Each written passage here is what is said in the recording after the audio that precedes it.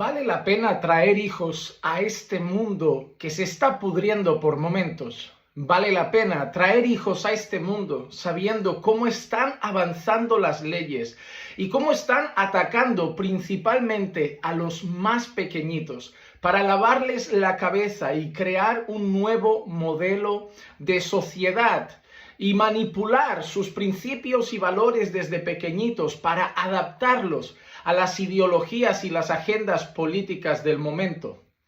Hace poco recibí un correo electrónico donde una señora me comentaba angustiada que llevaba ya 4 o 5 años de matrimonio con su esposo y estaban pensando en tener hijos. Y me decía que lo habían estado posponiendo porque había un miedo en su corazón. Estaban viendo las leyes que avanzaban en su país, estaban viendo cómo avanzaba la ideología de género, cómo avanzaba el feminismo, cómo ese supuesto progresismo que no es progreso para nada, estaba afectando tanto a la sociedad. Tenían miedo de sus hijos en las escuelas, de sus hijos siendo dominados en sus mentes por las corrientes de este mundo. Tenían miedo al ver la juventud sin valores que encontramos hoy en las calles. Tenían miedo de ver a las niñas y niños adolescentes cómo viven sus vidas ya sumergidos en el pecado a una edad muy temprana. Tenían miedo de ver cómo cada vez más personas apoyan el tema de la ideología de género hasta el punto que niños están siendo castrados y amputados bajo la aprobación de sus padres y el gobierno porque dicen que no se sienten lo que biológicamente son. Tenían miedo de traer hijos a este mundo en un mundo contra cristiano, en un mundo que va contra Dios y contra su palabra.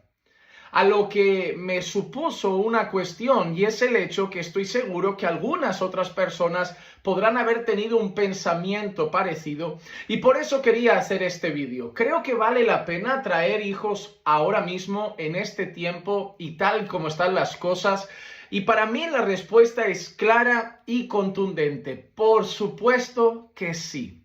Y te quiero dar algunos motivos para entender que el contexto que estamos viviendo no debe impedir que se tengan hijos. En primer lugar, piensa en los mártires, en los creyentes en los tiempos de Roma, en la edad temprana de los primeros siglos, y empieza a pensar en cómo eran perseguidos, cómo eran asesinados en el Coliseo romano, cómo eran torturados. Muchos tuvieron que huir a otras ciudades, pero nada impidió que tuviesen hijos. Piensa en creyentes que se encuentran en países con persecución. Piensa en los creyentes de Nigeria, piensa en los creyentes en la India, o piensa en los creyentes en China, en Corea, y te vas a dar cuenta que siguen teniendo hijos, incluso en un contexto anticristiano y que prohíbe la fe cristiana. Nosotros no debemos pensar que porque las cosas están complicadas no vale la pena traer niños a este mundo. La realidad es que a lo largo de los años, a lo largo de los siglos, siempre han habido épocas sumamente difíciles para los cristianos. Épocas donde ha habido politeísmo, donde se creían muchos dioses, donde la exclusividad de creer solamente en Dios o profesar fe en Jesucristo te podía costar la vida. Épocas donde el cristianismo ha sido perseguido en algunas regiones con muchísima fuerza. Eso a lo largo de la historia siempre ha pasado y sigue pasando. Pero los creyentes han seguido teniendo hijos. ¿Por qué tener hijos en países donde hay persecución? ¿Por qué tener hijos en momentos donde se está martirizando a algunos cristianos? ¿Por qué tener hijos en lugares donde la ideología que nos rodea va contra los principios de Dios? En primer lugar, hay que tener hijos porque es un mandato de Dios. Dios llama a su pueblo a procrear. Dios llama a su pueblo a tener hijos. Al final sabemos que si Dios pone un impedimento físico o por lo que sea no hay una posibilidad física de tenerlos, eso ya le corresponde al Señor. Pero Dios quiere que las familias tengan hijos. Puedes ir al Antiguo Testamento, puedes recorrer las páginas e instrucciones de Dios a la luz de su palabra y te vas a dar cuenta que Dios ama la familia. Además, la Biblia dice que herencia del Señor son los hijos. La Biblia dice que bienaventurado aquel hombre que tiene su aljaba llena, es decir, bienaventurado el hombre que tiene muchos hijos. La Biblia celebra el tener muchos hijos. La Biblia celebra el traer hijos a un hogar cristiano. Lo que pasa es que la Biblia también coloca en los padres la responsabilidad de educar a los hijos.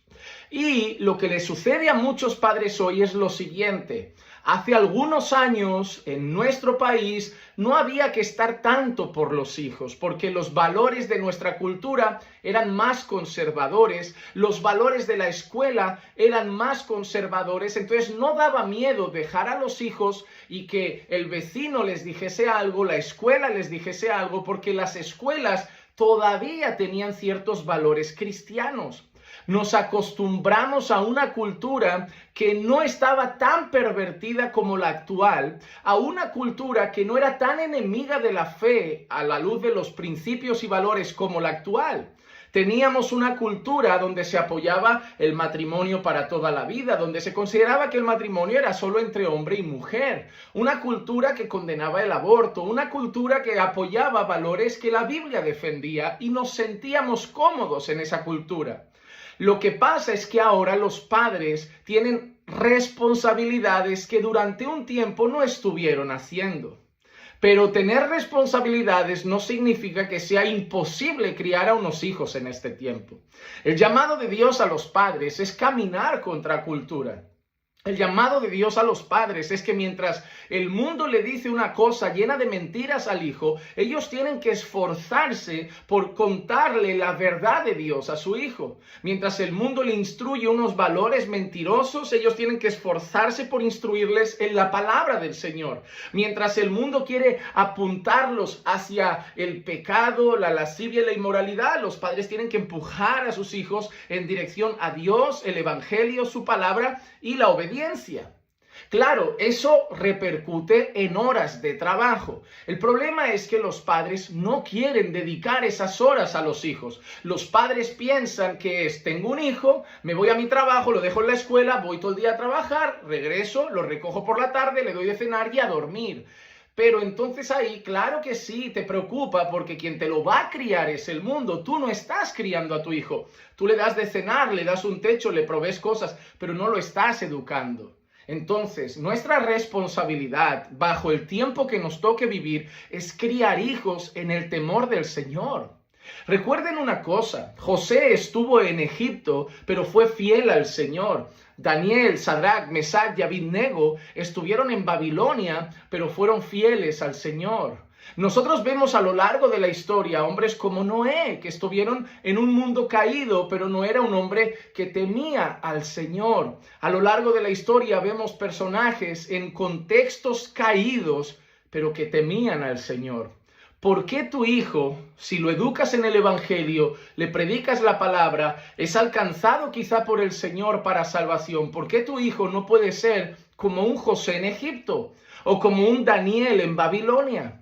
¿Por qué tu hijo no puede ser fiel a Dios en un mundo caído? Tú simplemente tienes que poner tu confianza en Dios y tienes que hacer tu trabajo como padre cristiano. El problema es el siguiente. ¿Van a dedicar horas y horas a sus hijos? ¿Son capaces de sacrificar cosas personales, lujos y caprichos para que uno de los dos padres se quede en casa y quizá educar en casa a sus hijos? Muchos padres cristianos están optando por la alternativa del homeschooling. Y la verdad es que muchos empiezan con miedo, yo no puedo, nosotros no somos ricos, eso es para ricos. Y están muy equivocados. Les animo a informarse y hablar y pensar sobre el homeschooling y todas las alternativas que hay, porque es una opción que muchos padres contemplan, ya que les permite tener a sus hijos más refugiados en casa. Y eso, como muchos te dirán, no es meterlo en una burbuja, es simplemente no echarlo a los leones, no es dárselo al César para que el César te lo críe. Claro que hay peligros, claro que hay dificultades, claro que hay desafíos, pero ¿no es Dios más poderoso que todo eso? ¿No es Dios más grande que el Estado? ¿No es Dios más poderoso que el César? ¿No es el Espíritu Santo que puede convencer el corazón de tu hijo más poderoso que el mundo y sus lujurias? Haz tu parte. Ten hijos, es una bendición. Muchísimas personas estarían felices de tenerlos. Así que tú, si puedes tenerlos, si el Señor te ha dado la capacidad biológica de tenerlos, tenlos. Pon eso en las manos del Señor. Ten hijos, si es lo que el Señor quiere para tu vida, y críalos en el temor del Señor. Dales horas, dales tu tiempo, dales tu esfuerzo, dales valor. Nunca dejes que ellos lleguen a pensar que amas más las cosas o el trabajo que a ellos. Dedícate a ellos. Tienes unos años para ser la mayor influencia en la vida de tus hijos.